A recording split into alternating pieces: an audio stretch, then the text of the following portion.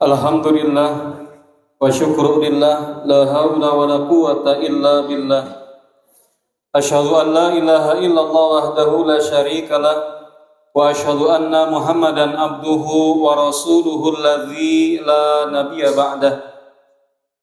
Faqala Allah ta'ala fi kitabihil karim, a'udzu billahi minasy syaithanir rajim. Ya ayyuhalladzina amanu taqullaha haqqa tuqatih wa la tamutunna illa wa antum muslimun. Wa qala Rasulullah sallallahu alaihi wasallam, inna hadhil quluba tasda'u kama yasda'ul hadid idza asabahul ma qila ya Rasulullah wa ma jala'uha qala kathratu dzikril maut wa tilawatil Qur'an. Al-hadits. Puji dan syukur kita panjatkan kehadirat Allah Subhanahu wa taala. Alhamdulillah atas limpahan nikmat, karunia, taufik dan hidayah dari Allah Subhanahu wa taala. Pada kesempatan pagi hari ini kita kembali diberikan waktu, sehat dan kesempatan oleh Allah Azza wa Jalla untuk bisa beraktivitas.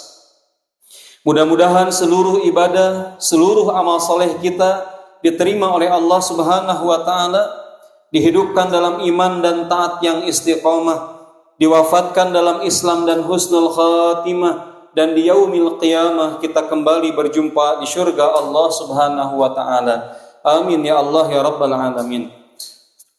Salawat dan salam semoga tetap terlimpah curah untuk Nabi panutan alam, Habibana Muhammad sallallahu alaihi wasallam, untuk seluruh keluarganya, para sahabatnya, tabi'in, ittabi'ut tabi'in, hingga kita umat yang berupaya berusaha mengikuti langkah dan sunnahnya. Semoga di yaumil qiyamah kita termasuk di antara umat yang mendapatkan syafaatul uzma dari baginda Nabi yang mulia. Amin ya Allah ya rabbal alamin.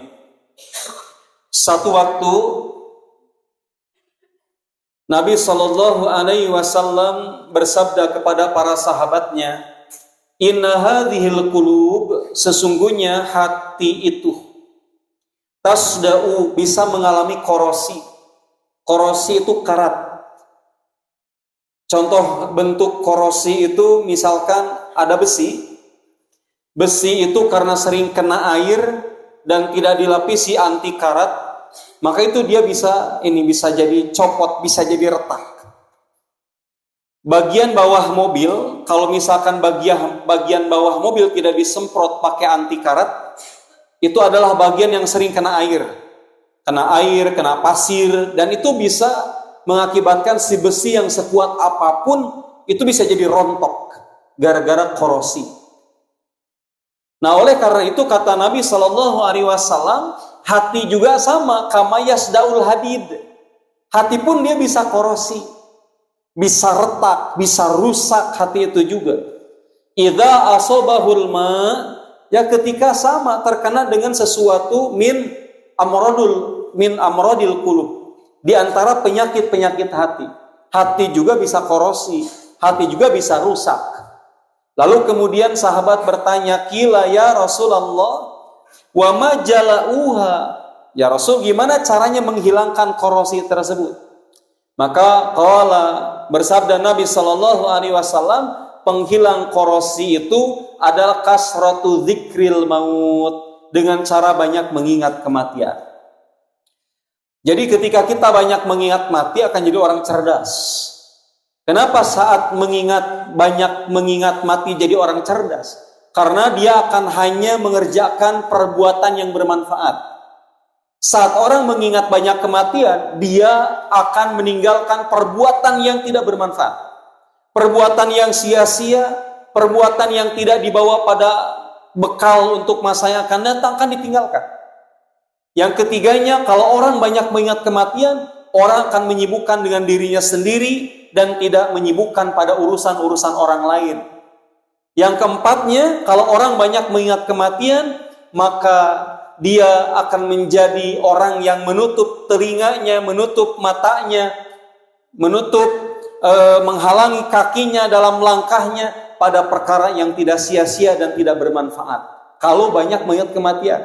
Tapi kalau orang luput dari mengingat kematian, maka dia merasa umurnya akan panjang, dia akan jauh dari ketaatan, dan dia akan mudah sekali tergoda oleh setan dan syahwat.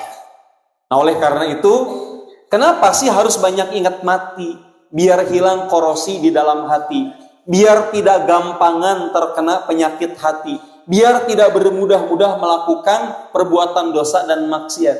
Dan yang keduanya adalah watilawatil Quran, banyak membaca Al-Quran. Itu akan juga menghilangkan korosi, karatan di dalam hati. Ada seorang ulama pernah mengatakan bahwasanya ada zikir yang lebih afdol daripada istighfar. Ada zikir yang lebih afdol daripada istighfar. Yang kedua, ada zikir yang lebih afdol daripada tasbih. Ada zikir yang lebih afdol daripada hamdalah. Ada zikir yang lebih afdol daripada zikir-zikir lainnya. Lalu ditanya, wahai Syekh, apakah zikir yang lebih afdol daripada tasbih, tahmid, takbir, dan tahlil? Maka kemudian disebutkan hadis Nabi Sallallahu Alaihi Wasallam, afdolul zikri tilawatul Quran. Seafdol-afdolnya zikir adalah membaca Al-Quran. Jadi membaca Quran itu adalah seafdol-afdolnya zikir. Ada hadis yang diriwayatkan oleh Imam At-Tirmidzi bahwasanya an Abi Sa'idin qala Rasulullah sallallahu alaihi wasallam yaqul ar-rabbu azza wa jalla, bahwasanya Allah Subhanahu wa taala berfirman. Berarti ini hadis qudsi. Barang siapa yang disibukkan oleh Al-Qur'an, jadi disibukkan oleh Al-Qur'an, man syaghalahul Qur'an an zikri, siapa orang yang dengan Al-Qur'an jadi sibuk, dengan Al-Qur'an dia jadi sibuk, an zikri, dari berzikir kepada Allah, dari minal istighfar, minat tasbih, minat tahmid, dan sebagainya. Jadi kita tidak memuji Allah, tidak beristighfar, kita tidak banyak mengucapkan hamdalah, karena syaghalahul Quran, syaghalanal Quran. Quran telah menyibukkan kita. Nah, karena Al-Quran telah menyibukkan kita, jadi lupa doa, lupa. Mau minta kebaikan, kemaslahatan, pengen minta diberikan kesehatan, pengen minta diberikan kemudahan, itu lupa semuanya. Gara-gara itu lupa, karena kita sibuk dengan Al-Quran. Apa kata Allah Subhanahu wa ta'ala? Maka kata Allah, u'tituhu afdala ma'u'tiyas sa'ilin. Aku akan berikan, kata Allah, seafdol-afdolnya pemberian. Aku akan berikan seutama-utamanya pemberian daripada ma'u'tiyas sa'ilin, dari apa yang aku berikan kepada orang yang meminta dan berdoa. Lihat, ini saking canggihnya, saking istimewanya disibukkan dengan Al-Quran. Jika sibuk dengan Al-Quran, kita akan diberikan keutamaan, diberikan pemberian yang lebih afdol, lebih baik, lebih utama daripada orang-orang yang berdoa. Apa kata Allah? Wa fadlu kalamillahi ala sairil kalam. Sesungguhnya keutamaan firman Allah, Al-Quran, itu adalah seutama-utamanya kalam. Dibandingkan dengan zikir apapun, tasbih seperti apapun, lebih afdol. Kafadlillahi ala khalqihi, seperti keutamaan Allah di atas seluruh makhluknya. Nah, jadi anakku sekalian, kalian tidak doa apapun misalkan, tidak meminta apapun kepada Allah, padahal kalian punya kebutuhan kepada Allah, tapi saking sibuknya dengan Al-Quran, maka Allah akan memberikan seutama-utama pemberian, lebih bagus, lebih baik, lebih utama, lebih afdol daripada orang yang meminta. Maka sibukkan dengan Al-Quran. Nah, menyibukkan diri dengan Al-Quran itu ada 5 cara. Menyibukkan diri dengan Al-Quran ada 5 cara. Yang pertama adalah talayatlu tilawah, dengan cara membacanya. Talayatlu tilawah, atau kalimat lain qoro'a yaqra'u qira'ah, membaca. Sibukkan diri dengan membaca Al-Quran. Kemudian yang keduanya adalah hafidhu yahfadhu hifdhan, dengan menghafalnya. Hafidho yahfadhu hifdho, dengan menghafal Al-Quran. Maka dengan menghafal Al-Quran itu sama kita menyibukkan diri dengan Al-Quran. Yang ketiganya adalah bertadarus atau bertadabur. Tadarasa yatadarasu tadarusan.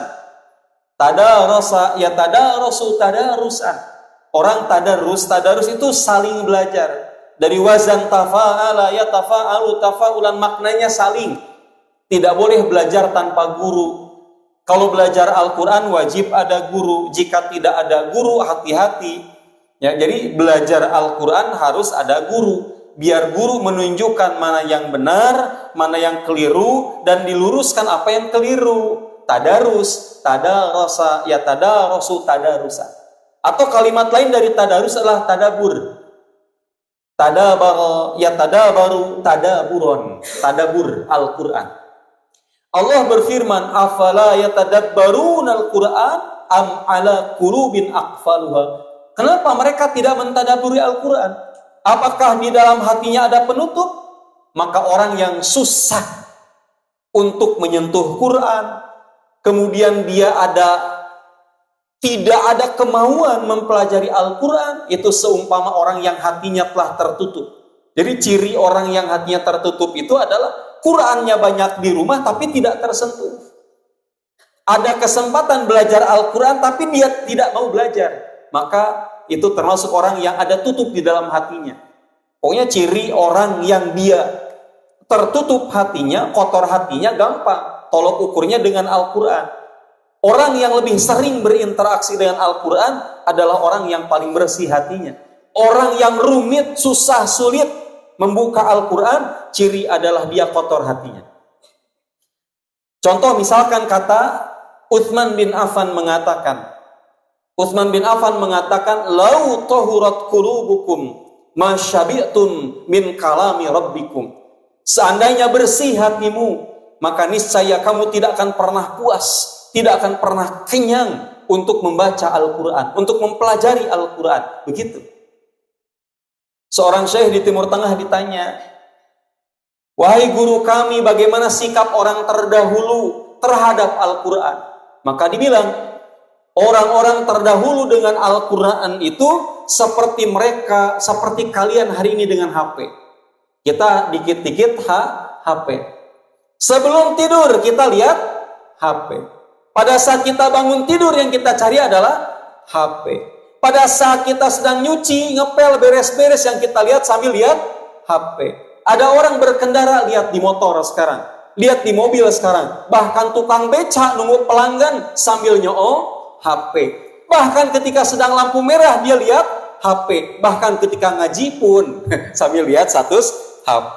Status orangnya dilihat pada beri ngaji. Ustaz memang ngerekam Ustaz bios ari ngerekam mah ya. Tapi kalau beri lihat status ngaji wit Ustaz Alitik. Nah. Jadi malah sibuk dengan HP gitu, bukan dengan ngajinya. Nah, dulu orang terdahulu dikit-dikit Quran, dikit-dikit Quran. Beda dengan yang kita hari ini, dikit-dikit HP, dikit-dikit HP. Orang terdahulu dikit-dikit Quran, dikit-dikit Quran. Maka disebutlah handphone ini kadang-kadang setan gepeng. Ya, setan gepeng ini. Karena seluruh perbuatan kemaksiatan ada di sini. Makanya para ulama mengatakan jika engkau sholat jangan bawa handphone di badan, simpen di bawah. Jadi kalau lagi sholat itu simpen handphonenya di bawah, simpen di tempat lain, jangan di badan. Karena handphone yang dibawa dalam sholat seumpama kita membawa racun yang banyak di dalam tubuh kita. Karena di sana sumber kemaksiatan.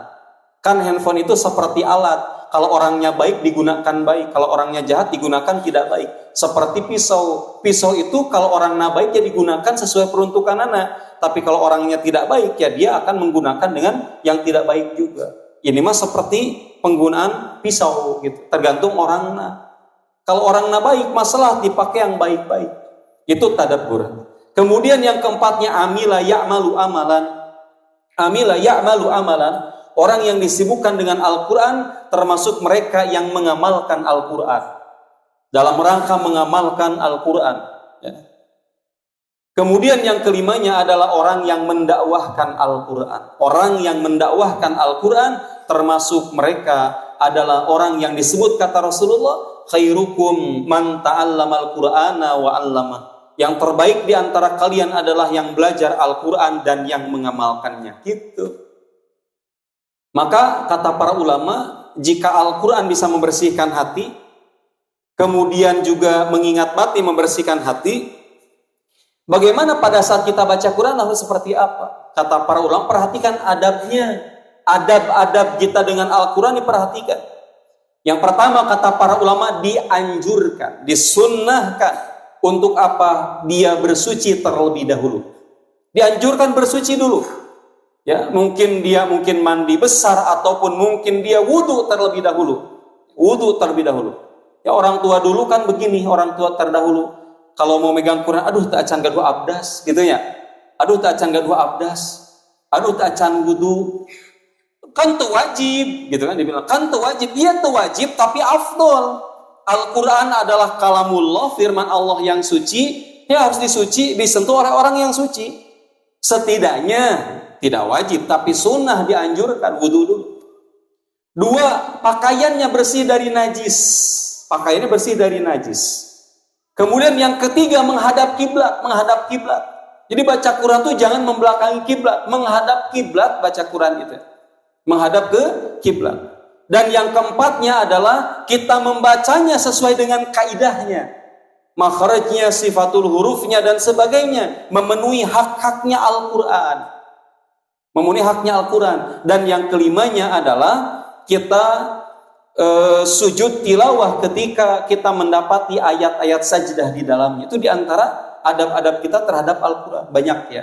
Dalam kitab Fi Adabi Hamalatil Quran karya Imam Nawawi, itu di sana adab terhadap Al-Quran dibahas. Maka di sanalah Al-Quran akan menjadi zikir yang lebih afdol daripada zikir yang lainnya dan akan membersihkan hati sebagaimana mengingat kematian. Nah, kita lanjutkan materi kita yang kemarin. Kemarin kita sempat bahas yang pertama adalah pelajaran penting tentang kematian. Tidak ada manusia yang kekal di dunia ini. Jadi kalau misalkan nanti kita meninggal dunia, si tengkorak mungkin gitulah kurang lebihnya. Nah, kurang lebih seperti itu. Itu rambutnya ada, kene masih ada karena dibalsam. Jadi sisa daripada jasad itu dibalsam, lalu kemudian disimpan di museum.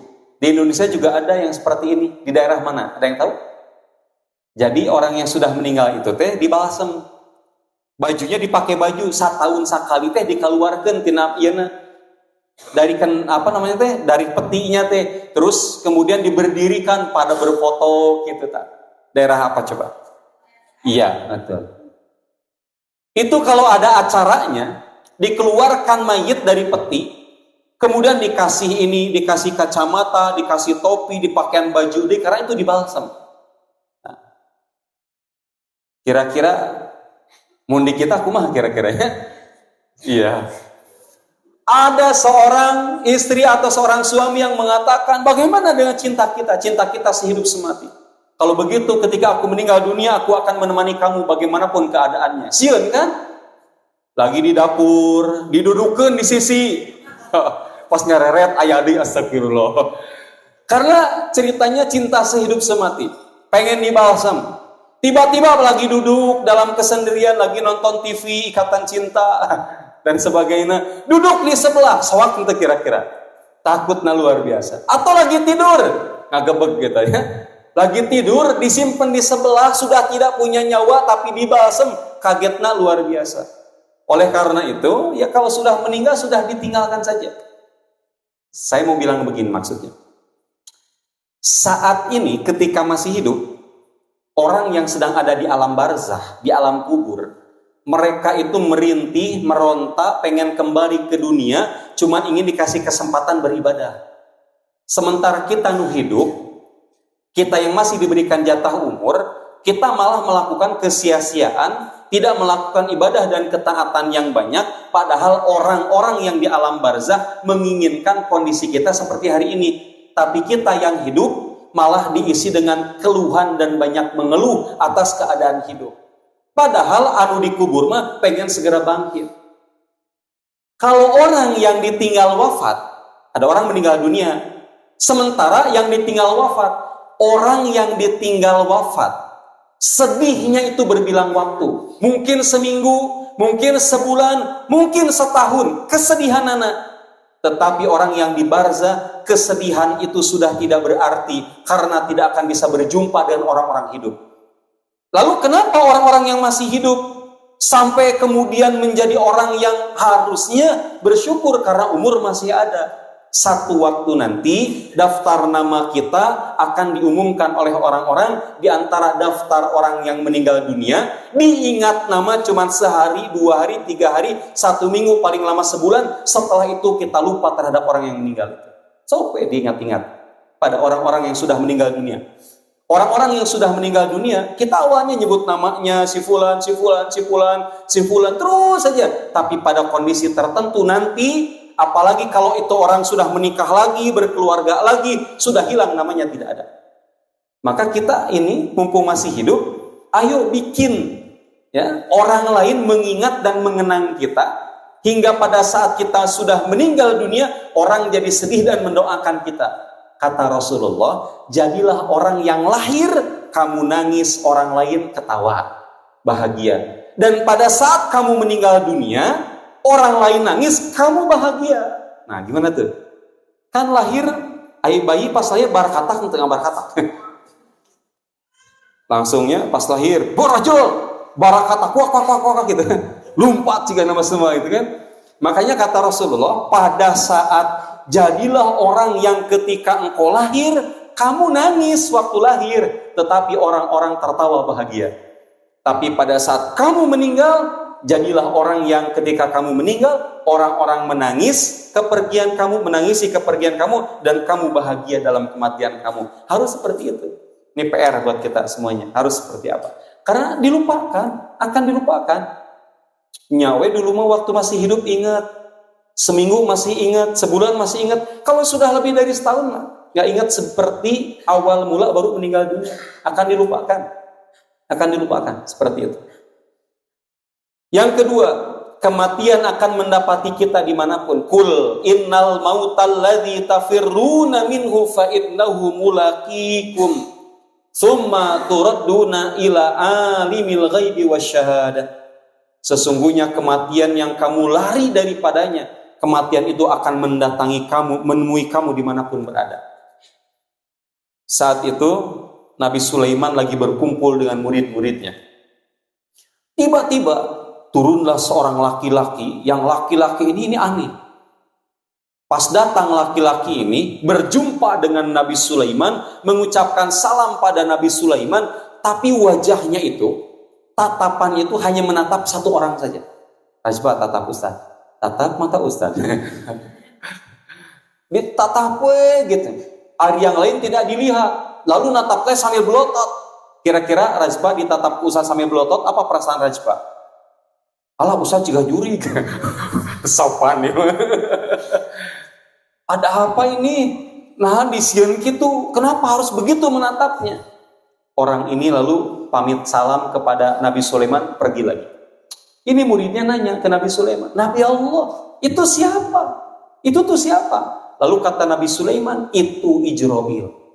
Ijroil itu tukang apa? Tape apakah singkong? Ijroil itu adalah pencabut nyawa, malaikat pencabut nyawa. Pasti bilang pencabut nyawa, bergetar seluruh tubuh murid Nabi Sulaiman itu.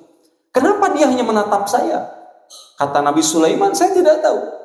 Wahai Nabi Sulaiman, wahai Nabi Allah, tolong berangkatkanlah aku, terbangkanlah aku dengan angin.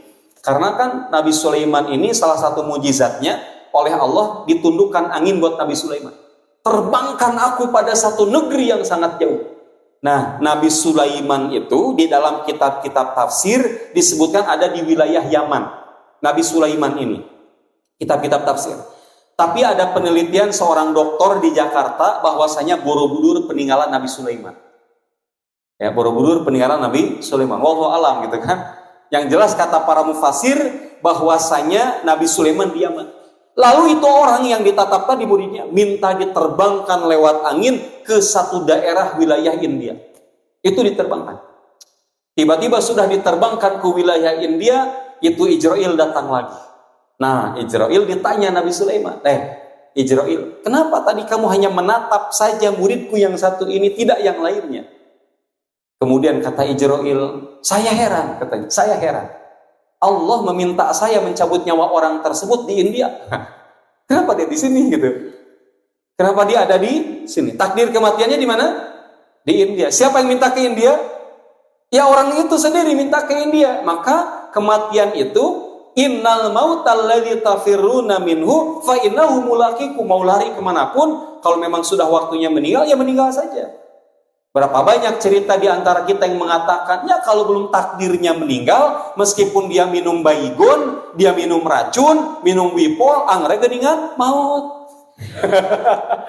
Ayat sehat gitu kan.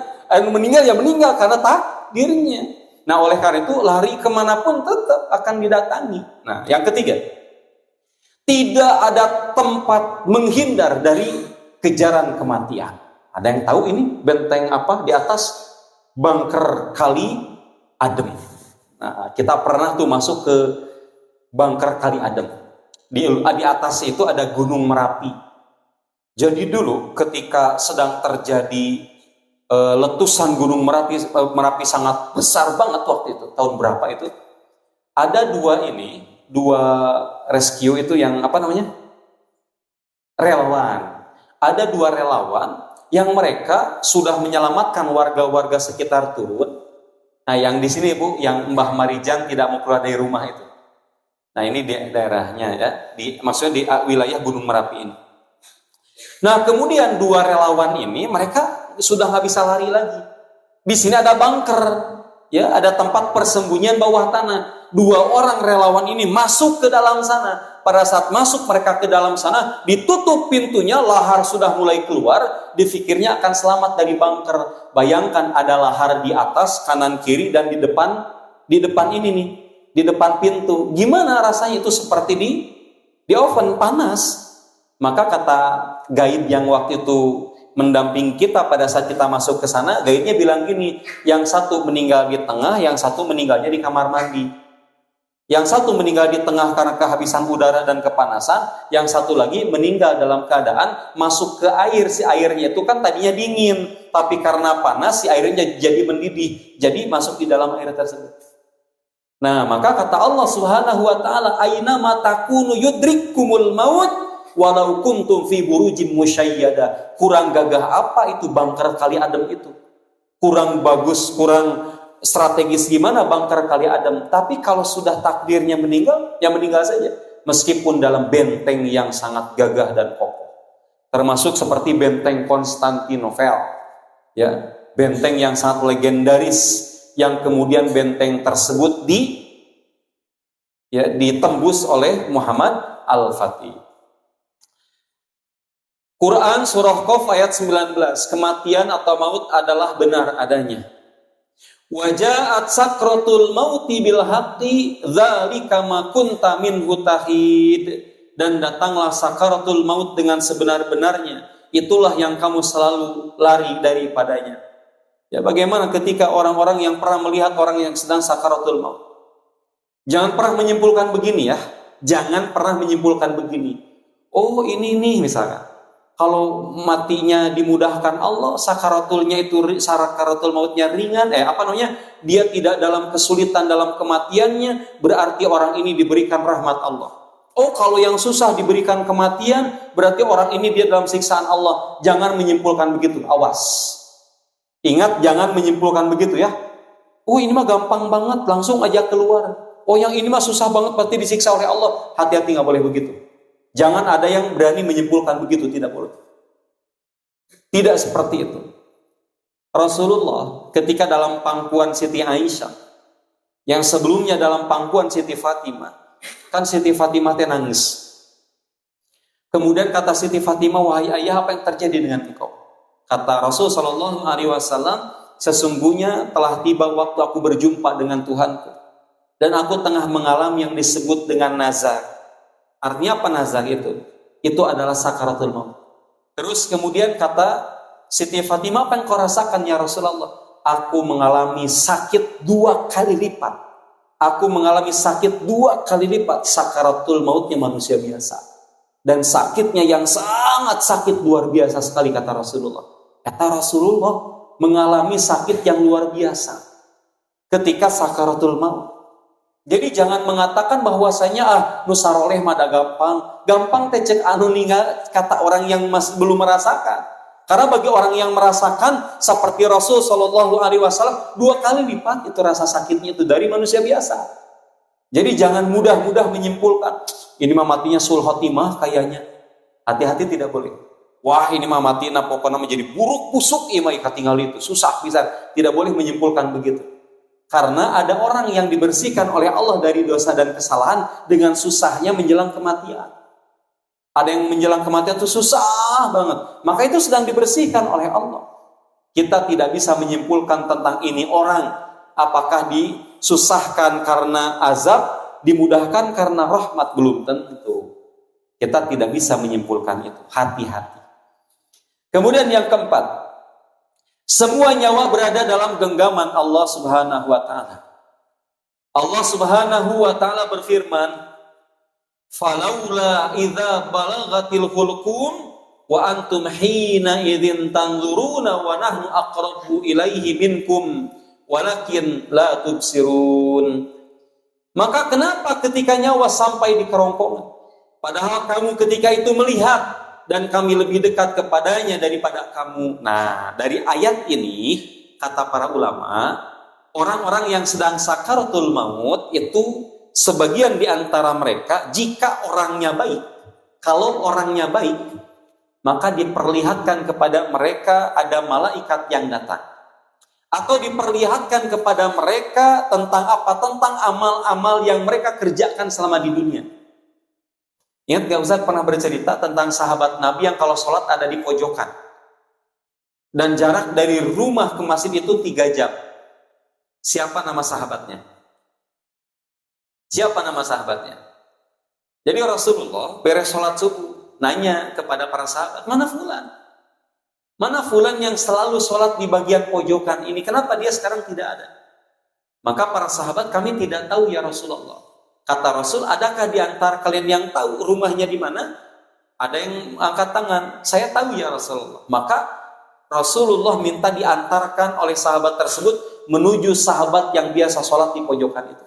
Ternyata sahabat yang tidak pernah telat sholat berjamaah itu, jarak dari masjid ke rumah itu kalau diperkirakan dalam 3 jam perjalanan. Jaraknya 3 jam perjalanan. Pada saat datang ke sana, Rasulullah mengucapkan salam yang keluar istrinya. Istrinya bertanya, Anda ya Rasulullah? Iya, saya Rasulullah. Kata Rasulullah, di mana fulan suami kamu? Ya Rasulullah, fulan suami saya kemarin sudah meninggal dunia. Kata Rasulullah, innalillahi wa inna ilaihi raji'un. Dan kenapa sebab kematiannya apa? Diceritakan oleh istrinya, lalu istrinya mengatakan, ya Rasulullah, suamiku pada saat dia sedang sakaratul maut, dia mengatakan 3 perkataan. Perkataan yang pertama adalah apa? Ba'id, ba'id, ba'id. Pertama ba'id. Perkataan yang kedua, itu suamiku dia mengatakan kalimatnya jadid, jadid, jadid. Lalu yang ketiganya suamiku mengatakan kasir, kasir, kasir. Kasir teh bukan koret buntut kasiran. Yang pertama apa? Ba'id. Kenapa ya Rasul suamiku mengatakan ba'id, ba'id, ba'id?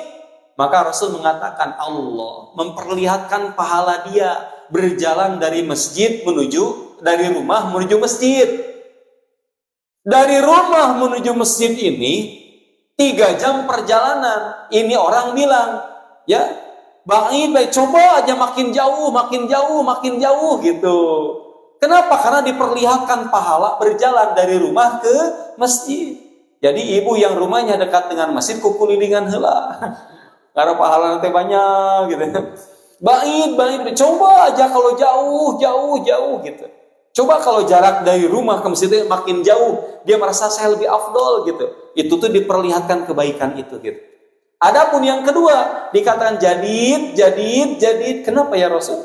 Kata Rasulullah, suami kamu ini pernah dalam perjalanan di musim dingin memakai 2 jaket, 2 miktof, ya, baju hangat. Di perjalanan ada orang yang kedinginan, minta tolong diberikan baju agar terhindar dari dingin. Maka suami kamu memberikan baju terluarnya.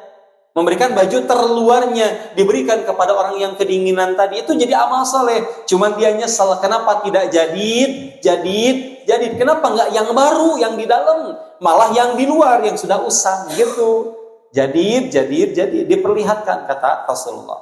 Adapun yang ketiga, suami kamu tengah berjalan dan dia memiliki makanan sementara dia lihat ada orang yang kelaparan. Maka makanan itu dibagi menjadi 2 antara dirinya dan orang yang kelaparan. Allah sebutkan itu sebagai kebaikan bagi dirinya. Tapi suami menyesal. Kenapa tidak kasir? Kenapa tidak semuanya gitu?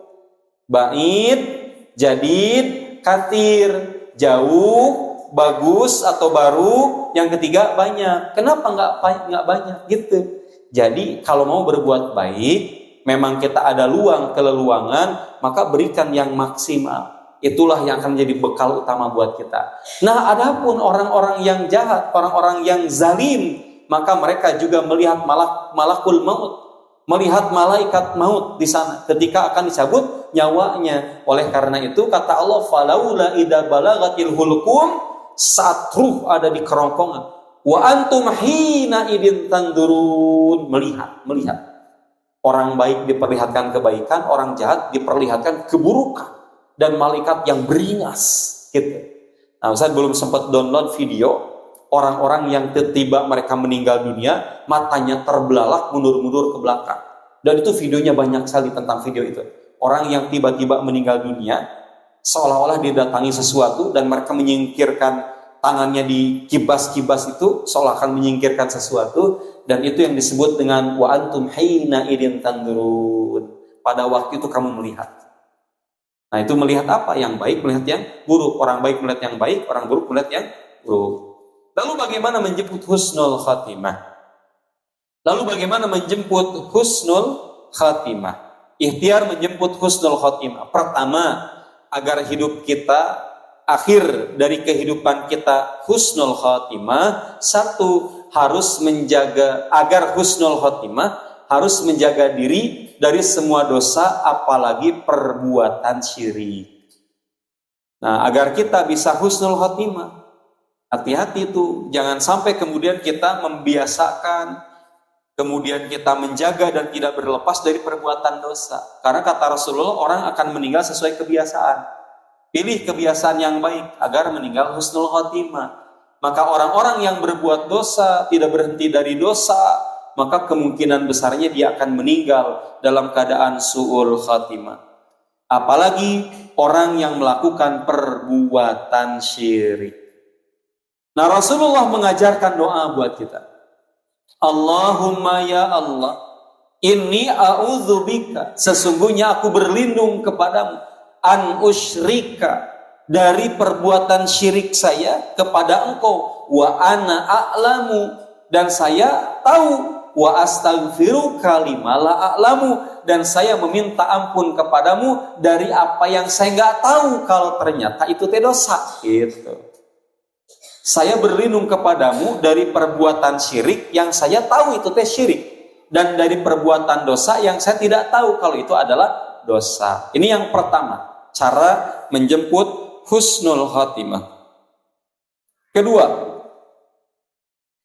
Cara yang kedua adalah luruskan niat beribadah karena Allah Subhanahu wa ta'ala. Inna salati wa nusuki wa mahyaya wa mamati lillahi rabbil alamin. Inna salati, duhai Allah, sesungguhnya salatku, wa nusuki, dan kurbanku, wa mahyaya, dan hidupku, wa mamati, dan kematianku, lillahi rabbil alamin. Itu semuanya untuk engkau, duhai Allah yang mengurus semesta raya. Jadi luruskan semua niat lillahi ta'ala, Sholatnya, puasanya, baca Al-Qur'annya, menolong orangnya, membantu orangnya harus lillahi ta'ala. Ikhlas itu cirinya apa? Ciri ikhlas itu sebagian ulama mengatakan ikhlas itu seperti surah Al-Ikhlas. Ikhlas itu seperti surah Al-Ikhlas. Emang gimana surah Al-Ikhlas? Namanya itu ada nama tapi di dalam ayat tidak ada kalimat ikhlas. Coba, kalau surah Al-Falaq ada Qul a'udzu birabbil falaq.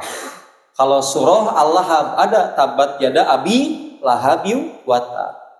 Kalau surah misalkan An-Nas, Qul a'udzu birabbin. Surah Al-Ikhlas ada nggak Al-Ikhlas di dalamnya? Qul huwallahu ahad, bukan Qul huwallahu ikhlas. Tidak ada Qul huwallahu ikhlas. Al-Ikhlasnya tidak ada. Nah, ikhlas teh gitu. Kadang-kadang kita beramal, kadang-kadang kita berbuat, tapi daftar nama kita tidak ada, tidak diakui. Atau maaf, ini agak contoh ikhlas tapi pas banget gitu. Ikhlas itu adalah seperti kita buang kotoran. Kalau sudah buang kotoran tak pernah kita pikirkan. Betul tuh. Saat kita sudah buang kotoran nggak peduli mau kemanapun bodo amat. Kita nggak pernah memikirkan tadi teh gimana ya, terurai atau tidak, nyangsang atau enggak, perjalanannya lancar atau bagaimana, saya jadi kangen kepadanya. Enggak, tidak ada. Jadi ikhlas itu adalah kalau sudah dikerjakan udah lupakan saja gitu. Tong diinget-inget deh. Ustaz perlu tahu ya. Orang itu tuh saya nolongin.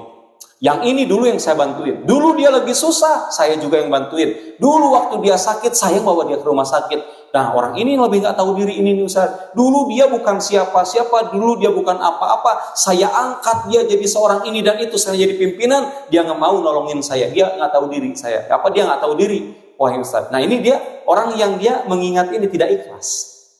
Maka berbuat baik itu kadang-kadang harus gitu. Jangan bilang begini. Hanya kalwe ditulungan gening kitu jelema teh, hati-hati. Berarti kita tidak sedang melakukan amalan lillahi ta'ala. Awas, na'udzubillah. Nah, saya pernah bilang gini. Kalau ada orang datang ke kita, minta tolong ke kita, jangan bilang gini, awas. Susah we datang.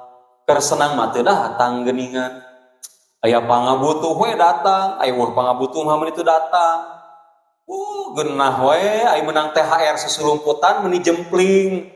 Ari kasusah dibagi-bagi, dasar. Nggak boleh bilang begitu. Kenapa coba kata para ulama?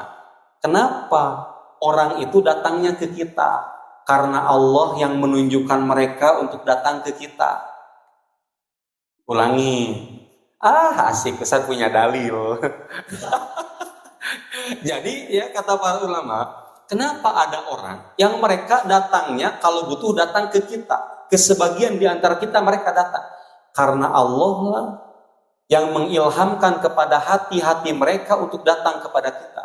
Karena Allah tahu kita bisa membantu dan menolong mereka. Ingat itu. Jangan mengatakan tuh kan kerbutuh mah datang, katingali we kerbutuh mah tuturubun. Engke gara tingali kersenang na moal aya ka dieu. Jangan bilang begitu karena saat mereka susah, mereka memikirkan mengingat siapa nama akan bisa membantu kita, maka kita datang kepada dia, itu Allah yang mengilhamkan. Itu ilham. Ilham imut mutakin ilham. Nah, jadi Allah mengilhamkan. Ustaz, gimana nggak bisa nolong? Maka ketika kita didatangi orang dan tidak bisa nolong, maka kita bisa mendoakan. Kita bisa mendoakan. Kita bisa mendoakan mereka agar diberikan kemudahan. Doa pun adalah jalan dan solusi. Saat kita, saya kebetulan belum ada yang bisa saya bantu. Tetapi kita doain ya, mudah-mudahan doa itu pun dari orang yang kita datangi itu adalah anugerah dari Allah. Meskipun hanya sekedar doa. Kayak ibu datang cek Ustaz Ali oge. Abdi kadieu teh taku Allah diilhamkeun teh. Gitu ta. Jadi tong di kumaha-kumaha tong dinaha-nahanya awas. Abdi teh ku Allah diilhamkeun kadieu teh. Yan abdi teh yakin sabab ku Allah diilhamkeun salira teh bakal tiasa nulungan ka abdi. Hese gitu tuh ya. Maka dijawab lagi, saya juga dengar dari Ustaz Ali, kalau kita nggak bisa nolong cukup pakai doa. Nah, Abdi mah ngadoa we cing salamet luas rezekina sing sehat amin pulang deui teu naon adil ya adil buat yang datang adil buat yang didatangi gitu. Nah jadi gitu orang datang ke kita teh karena begitu karena mereka diilhamkan oleh Allah. Tapi kalau nggak bisa bantu doa itulah doa pun terbaik gitu. Yang ketiga senantiasa berdoa kepada Allah agar diwafatkan dalam keadaan beriman. Tawaffani musliman walhiqni bissalihin.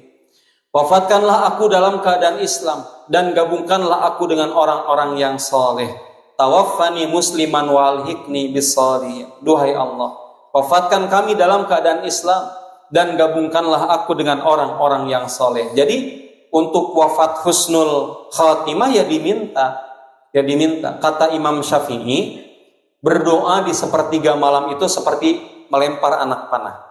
Saat kita menarik anak panah kita, mungkin meleset kali pertama. Ditarik lagi yang kedua, mungkin meleset kedua. Ditarik lagi yang ketiga, mungkin meleset yang ketiga. Tapi yang keempat, kelima, keenam, ketujuh, bisa jadi meleset deh katanya. Tapi di kali yang berikutnya, karena sudah terbiasa, terlatih, akhirnya jadi kena sasaran. Kan anak-anak juga nih belajar memanah. Saat kalian belajar memanah kan kemana karepnya? Ayo ke atas, ke bawah, ke pinggir, ke kanan, ke sawah, si anak panah gitu kan? Ada yang temannya sendiri ketembak, kayak yang tadi dia.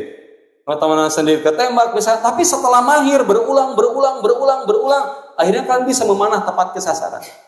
Karena kata Imam Syafi'i, berdoa itu begitu.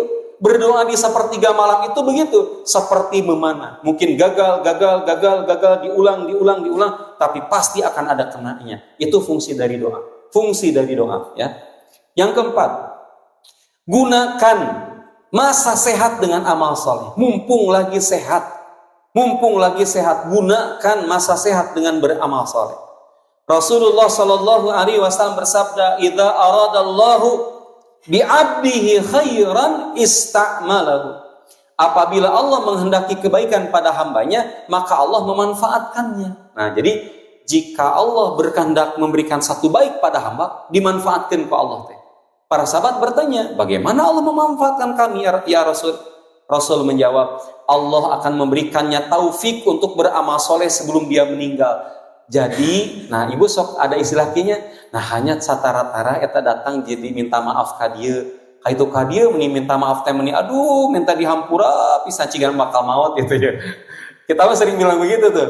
Jadi kalau tiba-tiba datang ujuk-ujuk minta maaf, nah tak aya angin tak aya hujan tiba-tiba minta maaf. Tak kata Rasul Shallallahu Alaihi Wasallam, kalau orang diberikan kebaikan oleh Allah, cirinya adalah dia dimanfaatkan oleh Allah. Gimana dimanfaatkan oleh Allah? Dia akan menghamburkan usianya dengan amal soleh. Aduh, tuh capek kitunya eta jalmi, eta jalma teh menitel bar kitunya karena rezeki. Jadi terus dia akan melakukan kebaikan seperti itu. Dimanfaatkan oleh Allah, teh maksudnya begitu. Maka gunakan masa sehat dengan amal soleh. Hari ini begitu gampang kok bagi Allah. Orang yang sehat, orang yang berjaya, kemudian hanya dengan waktu singkat dan sekejap dia tidak bernyawa.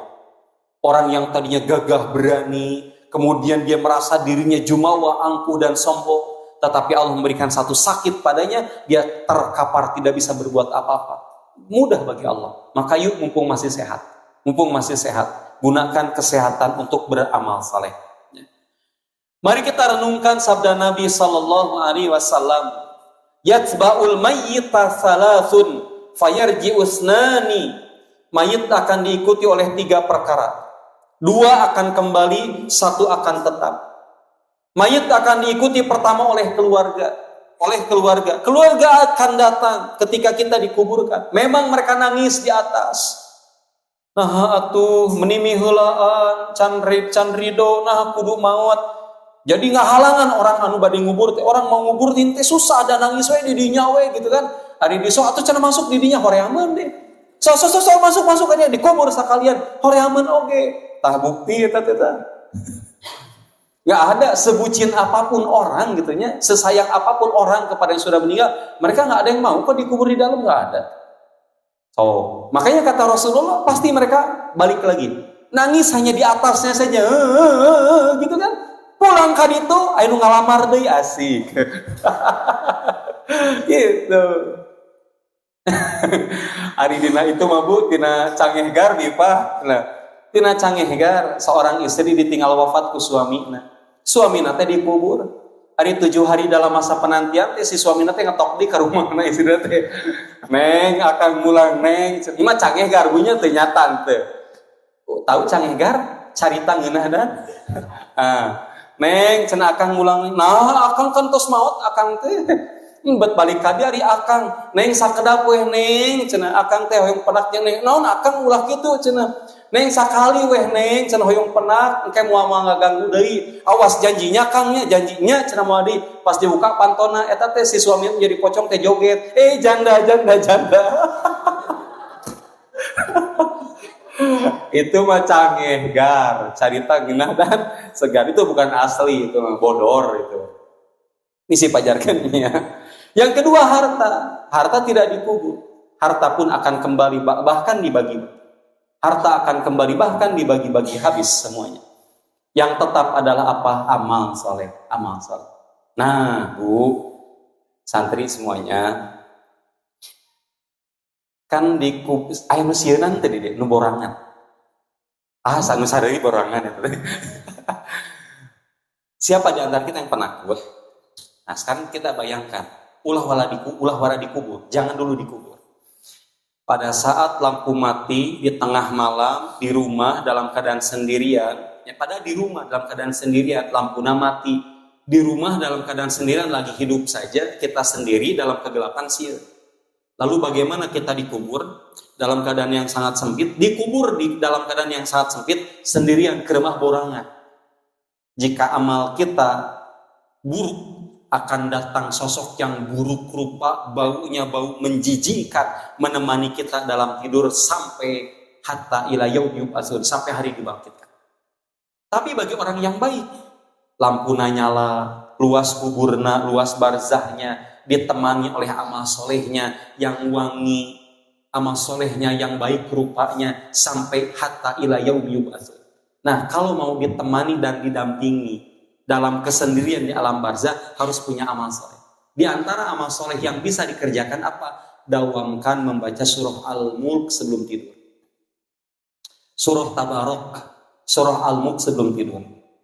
Karena kan kita merasa bahwa sieun kumaha sendirian teh misalkan. Nanti gimana, saya tidak ada yang menemani. Nah, biar ada yang menemani dan mendampingi. Salah satunya adalah bacalah surah Al-Mulk. Jadi kita tidak bersendirian. Kelima, ingatlah kematian dalam setiap sholat agar kita bisa menjemput husnul khatimah. Nabi bersabda, "Uzkurul maut."